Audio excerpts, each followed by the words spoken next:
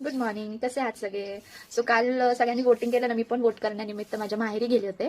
आणि माहेरी माझ्या लग्नाला 5 वर्ष झाले. मी शहरात राहते, माझी आई शहरात राहते. तरी हे सांगण्याचं कारण म्हणजे व्हिडिओ कंटिन्यू बघा.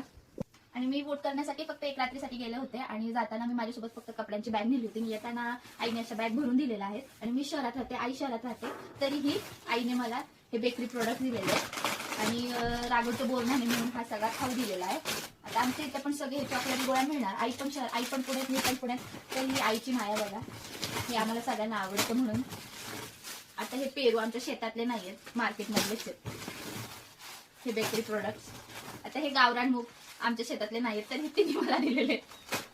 नंतर हे सगळं स्नॅक्स, हे मुरमुरे, आणि हे सगळे चॉकलेट्स, बिस्किट्स, हा सगळा पसारा. आणि हे हळदी कुंकवासाठी. म्हणजे हे सगळं फक्त एका रात्रीत गेले, एक रात्री थांबले, तेव्हा मम्मीने मला एवढा सगळा खाऊ दिला.